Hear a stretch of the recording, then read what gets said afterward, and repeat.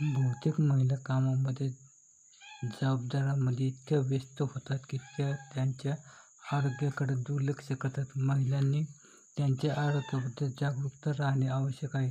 जर तुम्ही तुमच्या आरोग्याची योग्य रीतीने काळजी घेतली तर तुम्ही मोठे आणि गंभीर आजार टाळू शकाल. आरोग्य जागरूकता आपल्या समस्या गंभीर होण्यापूर्वीच ओळखल्यास किंवा त्या टाळण्यास मदत करू शकत असते. एका अभ्यासातून असे दिसून आले आहे की 26% पेक्षा जास्त महिलांनी आयुष्यभर डॉक्टरकडे जाणे टाळले आहे. बऱ्याचदा महिलांमध्ये ओटी, पोटात वेदना, योनीतून रक्तस्राव, असामान्य स्राव, मूत्रमार्गाचा संसर्ग, मासिक पाळीची अनियमितता यासारखी लक्षणे आढळतात, ज्याकडे कित्येक महिलांकडून सामान्य बाब म्हणून दुर्लक्ष केले जात असते.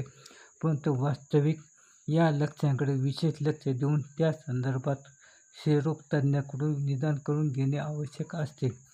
महिला कितीही व्यग्र असल्या तरी वर्षातून एकदा तरी पूर्ण शरीर तपासणी नक्कीच करून घेतली पाहिजे.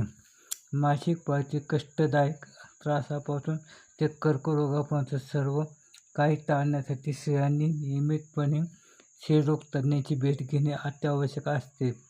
महिलांनी लैंगिकदृष्ट्या सक्रिय होण्यापूर्वी आणि नंतर क्षयरोग तज्ज्ञांचा सल्ला घ्यावा, अशी शिफारस क्षयरोग तज्ज्ञांकडून केली जाते. महिलांनी सुरुवातीपासून रोगनिवृत्तीपर्यंत क्षयरोग तज्ज्ञाकडून तुमची स्थिती तपासून घेणे महत्त्वाचे आहे. जर महिलांनी शरीरातील बदलाकडे अधिक लक्ष दिले तर त्या गंभीर आजारापासून वाचू शकतात.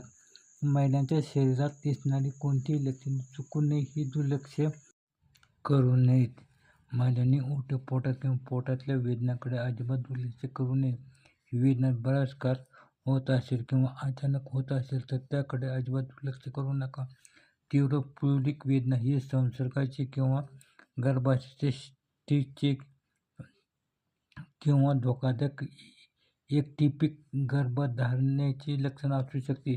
सतत होणारी पोटदुखी, गर्भाशयाच्या फायब्रॉइड्स आणि कर्करोग नसलेल्या ट्यूमरचे लक्षण असू शकते. महिलांना मासिक पाळीमध्ये थोडासा रक्तस्राव होणे याला स्पॉटिंग म्हणतात आणि बहुतेक महिलांमध्ये सामान्य असते. जर स्पॉटिंग जास्त वारंवार किंवा वेदनादायक होत असेल तर त्याबद्दल क्षयरोग तज्ज्ञांचा चर्चा करावी. हे संसर्ग, सिस्ट, गर्भाशय, गर्भाशयाचा कर्करोग यापैकी एखाद्या गोष्टीचे लक्षण असू शकते.